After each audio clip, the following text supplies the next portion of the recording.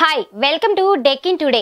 All India Azad Congress party ఘనంగా బషీర్బాగ్ హైదరాబాద్ తెలంగాణలో party office ప్రారంభించారు. పార్టీ ప్రెసిడెంట్ షహనాజ్ తబస్సుమ్ మాట్లాడుతూ ఈ పార్టీ 2014లో రిజిస్టర్ అయ్యింది.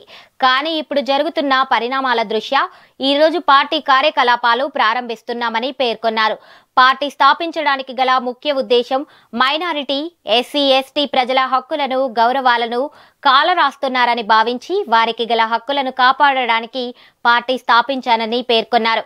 ఇందులో party president Shahnaz Tabassum, general secretary Satyanarayana, national secretary Adil Gandhi, spokesperson Waliuddin, youth president Wasiq Noman Azad, spokesperson Venkatesh తదితరులు పాల్గొన్నారు. ఇక్కడ వచ్చేసినటువంటి మీడియా మిత్రులకు, మా టీం మెంబర్స్ కి అందరికీ నమస్కారం. ఈ రోజు మేము ఆల్ ఇండియా ఆజాద్ కాంగ్రెస్ పార్టీని ప్రారంభిస్తున్నాము. 2014లోనే మేము ఒక పొలిటికల్ పార్టీని రిజిస్టర్ చేశాము. కానీ కొన్ని కారణాల వల్ల 2019 మరియు 2024లో మేము ఎలక్షన్ లో కంటెస్ట్ చేయలేకపోయాము. కానీ ఇప్పుడు all India Azad Congress party active గా పాలిటిక్స్ లో ఎంటర్ అవుతుంది.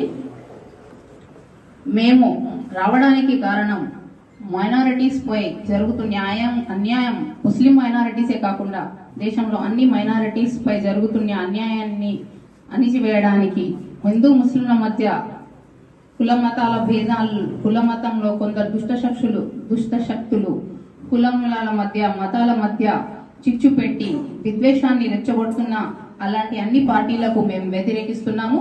మేము all India Azad Congress party తరఫున ఇలాంటి పార్టీకి వ్యతిరేకం.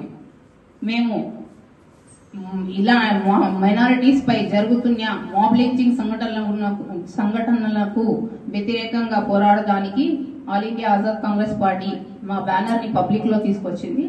మా పార్టీ ఆఫీస్ ఇక్కడ బషీర్బాగ్ లో అవైలబుల్ ఉంది. మేము ఇక్కడ 24/7 అవైలబుల్ గా ఉంటాము. మీరు ఎప్పుడైనా మమ్మల్ని కాంటాక్ట్ చేయవచ్చు. మా పార్టీ 2 అజెండాల మీద పనిచేస్తుంది. మొదటగా మైనారిటీస్ పొలిటికల్ రిజర్వేషన్ల మీద మరియు ఎస్సీ మైనారిటీస్ అట్రాసిటీస్ యాక్ట్, ఈ 2 అజెండాల మీద మేము పార్లమెంట్ లో డిమాండ్ పెడుతున్నాము. పార్లమెంట్ లో మేము పోరాడతాము.